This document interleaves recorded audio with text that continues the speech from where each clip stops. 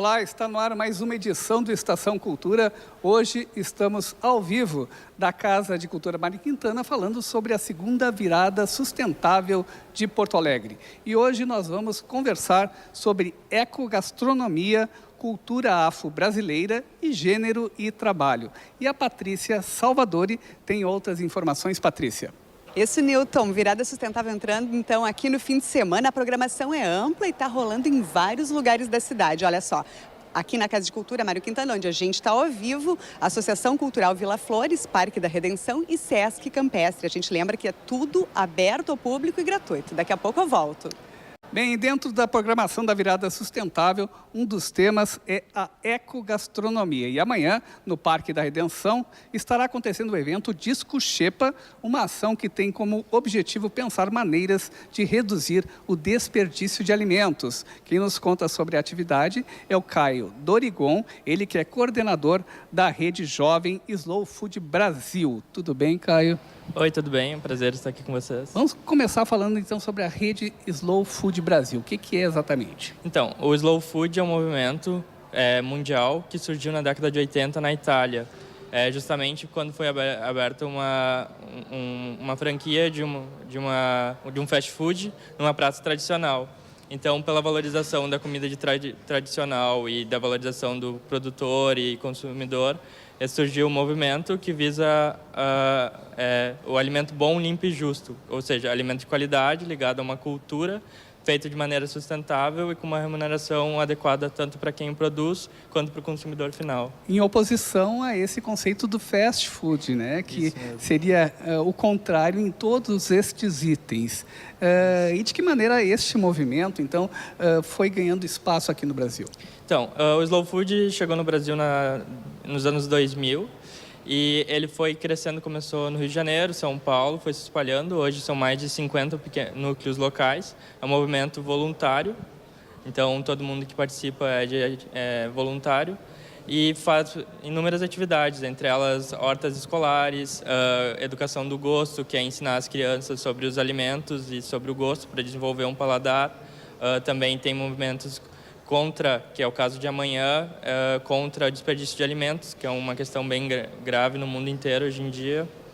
Então, são ações que acontecem localmente e se unem numa rede que é mundial, brasileira e mundial. Bom, amanhã acontece, então, este evento, que é o Disco Xepa, no Parque da Redenção, a partir das 4 horas da tarde. Como é que vai ser esse evento? O que vai estar acontecendo? Então, o Disco Xepa é uma ação que surgiu na Alemanha, no início de 2011, na verdade, se espalhou pela Europa e veio para o Brasil em 2013. Como a gente sofre uma questão de desperdício alimentar muito forte no nosso país, foi abraçado pela rede, já foram feitos no Brasil mais de 70. Aqui em Porto Alegre essa vai ser a 4ª edição, em 3 anos. E o que é a Disco Xepa, então? Disco Xepa é um movimento de conscientização contra o desperdício alimentar, em que voluntários são convidados a recolher a xepa, que no caso seria aquilo que vai ser descartado, não tem valor comercial por não se enquadrarem nos padrões alimentares comerciais. Ou seja, alimentos feios, alimentos batidos, alimentos que têm um tamanho muito reduzido, que na verdade não necessariamente são piores que os outros, mas eles não são vendidos por não serem, por exemplo, uma maçã que ela é menor e não é tão vermelha, ela acaba não indo para as prateleiras e é descartada. Então, a gente recolhe esses alimentos, geralmente no CEAS, em feiras, mercados, e a gente recolhe eles, higieniza, separa, faz a seleção, separa, higieniza, prepara e serve gratuitamente, junto com música e uma festa que acontece para mostrar que comida feia também é comida boa. A gente pode dizer, então, que vai ser um verdadeiro banquete sustentável, né, a céu aberto amanhã no Parque da Redenção. Isso, foram convidados vários chefes para participar, então terão várias barraquinhas na Redenção, vai ter música, vai ter intervenções artísticas e vai ter também uma conscientização, uma palestra, que hoje em dia, na verdade, 33% da alimentação total ela vai para o lixo, né, em toda a cadeia. Então, a ONU, né, ela fala que em 2050 a gente não vai conseguir alimentar toda a população.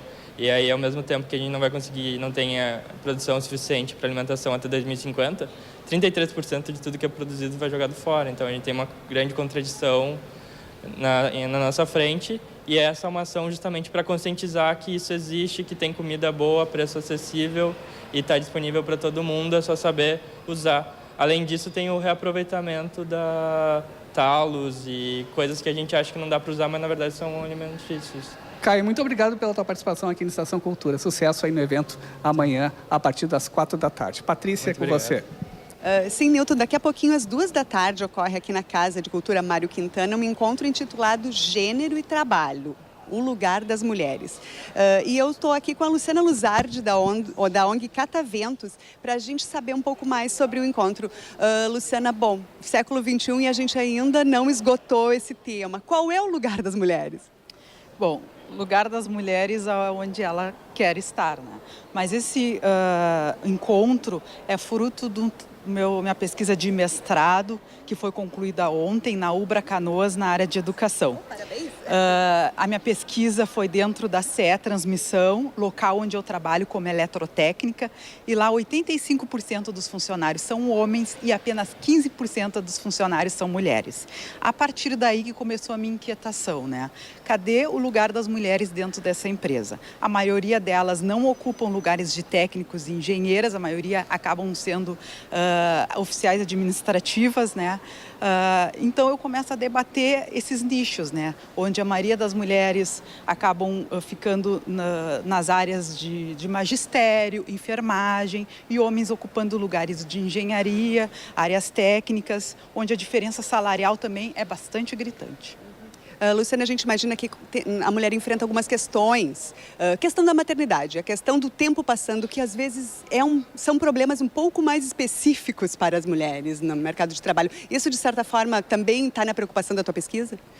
Eu não foquei diretamente essa questão da maternidade, mas acho ela muito importante, e principalmente a questão do auxílio paternidade, que era dado apenas 5 dias para os homens, né, ficarem com seus filhos quando nasce, agora são 20 dias.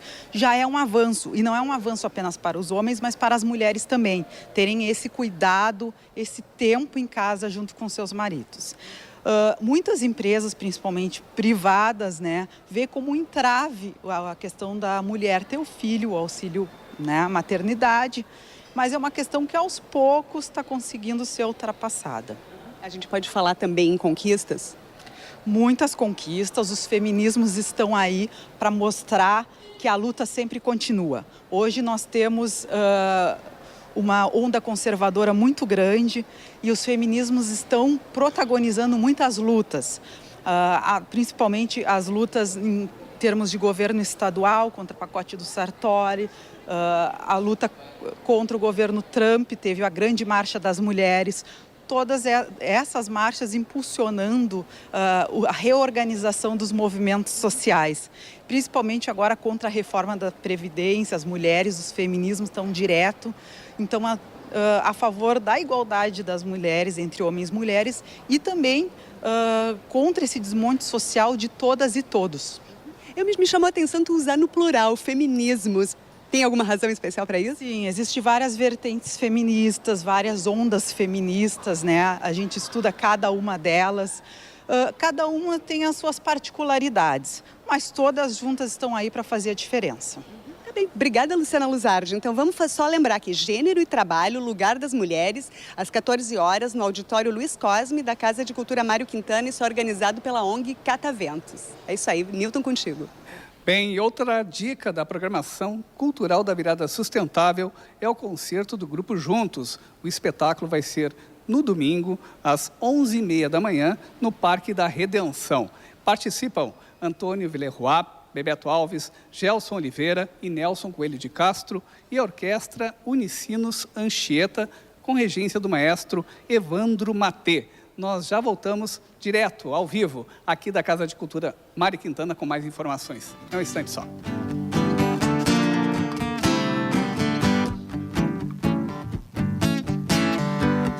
Se a gente fosse um país, tu serias mais feliz.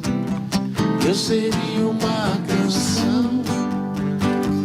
Além do tempo, movendo o vento em tua direção. Na tua pele doce um beija-flor, a cultura do amor.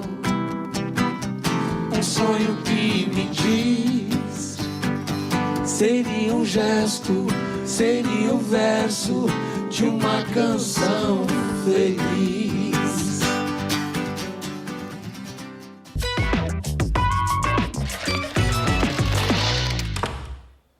Estamos de volta ao vivo, direto da Casa de Cultura Mário Quintana, com a programação da segunda virada sustentável de Porto Alegre. E neste sábado, a partir das 14h, acontece no Parque da Redenção uma oficina de cultura afro-brasileira. E para falar sobre esta atividade estão aqui Matheus Ceni de Oliveira e Juliana Ribeiro de Vargas, do Instituto Cadê Zumbi. Tudo bem? Tudo bem. Boa tarde. Quais são os objetivos do Instituto Cadê Zumbi? Bom, seria difundir e visibilizar a questão da cultura afro-brasileira, né? Acessibilizando para as pessoas que participam do Instituto e de nossas ações todo esse conteúdo da cultura afro-brasileira, né? E sensibilizar também as pessoas para essa cultura, deixando de ser feio, deixando de ser esquisito, deixando de ser sem valor, e mostrar toda a potencialidade e o valor dessa cultura, a sua beleza, para as pessoas que participam das nossas ações. E de que maneira vocês, então, colocam todas essas questões numa oficina aberta como essa que vai acontecer no Parque da Redenção? Então, primeiramente, essa oficina ela tem que ser acessível às pessoas, né? A acessibilidade não se dá somente por questões de acesso geográfico, né? Eu tive acesso à oficina, mas as pessoas se sentirem acolhidas e se sentirem capazes de realizar. Então, a gente pesquisa a cultura, sistematiza a cultura e tenta tornar acessível, tanto geograficamente, levando para a Redenção.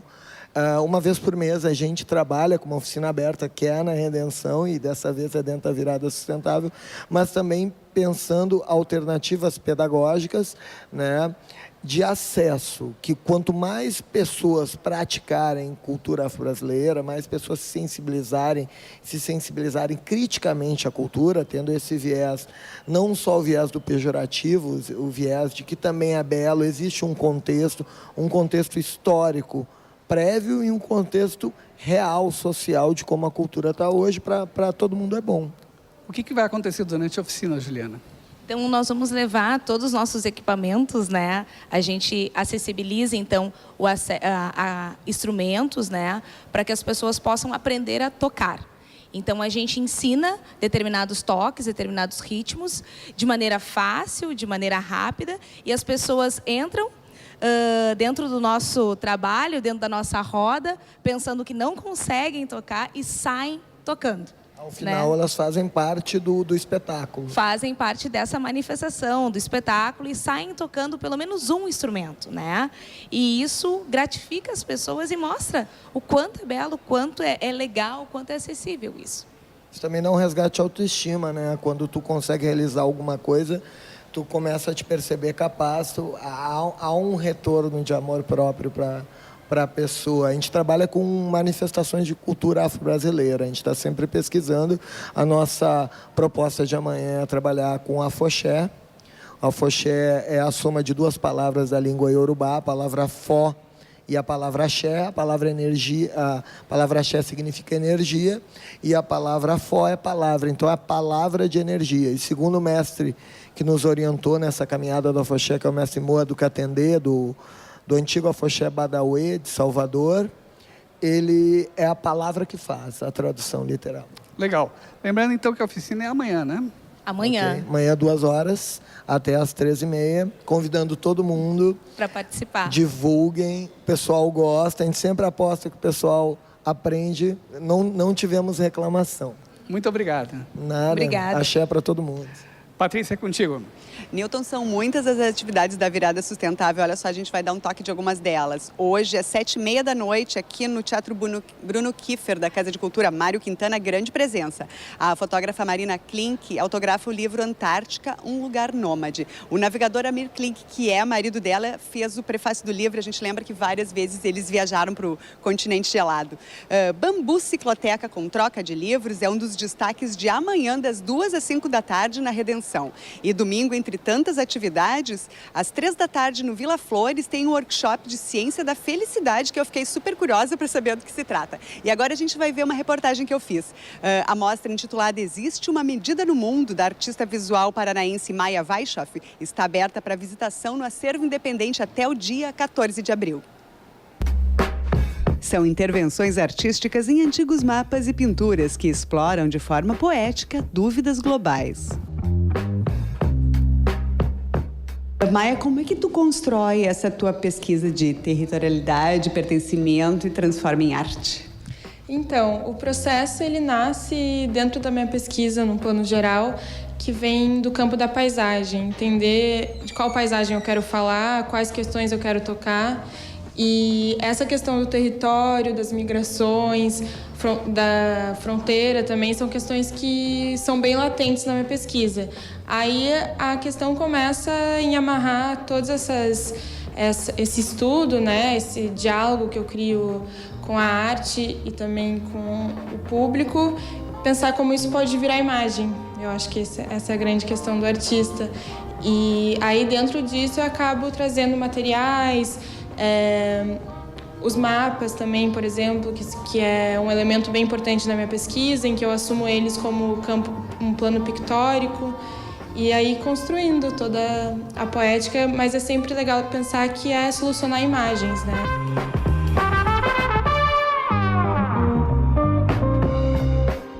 Eu conheço o trabalho dela há muito tempo, e então eu acompanhei desde o início o trabalho que ela começou a se apropriar desses mapas e fazer essas intervenções com materiais simbólicos, como o talco, a limalha de ferro, o concreto.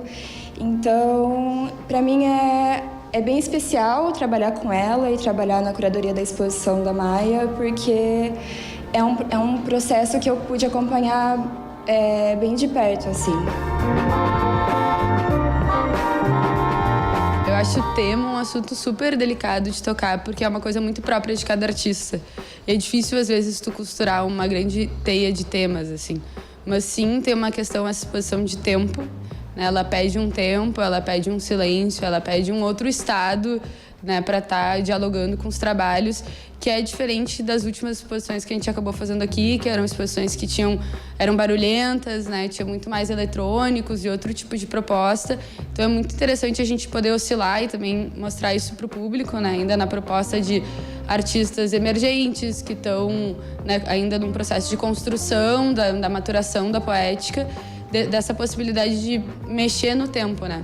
É a mesma galeria, é o mesmo espaço, mas eu sinto que é outro tempo, né? Outro lugar que eu tô aqui agora.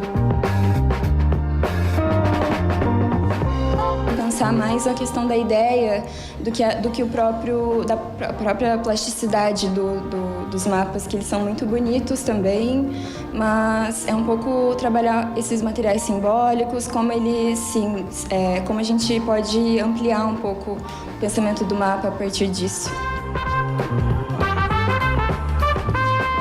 Está propondo uma afirmativa, existe uma medida no mundo. Como é que tu chegou a esse título?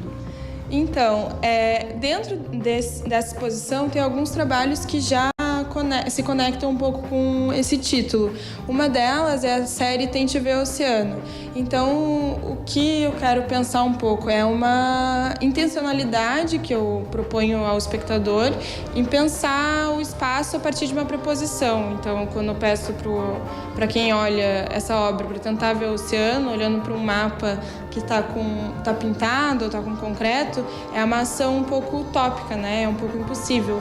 Então, querendo ou não, esse título também se conecta com isso, com querer entender o espaço que a gente vive, assim, um pouco como humanidade. É uma questão um pouco filosófica até. E é pensar a partir de que proporção da escala humana ou da escala geográfica a gente consegue entender a paisagem que a gente vive.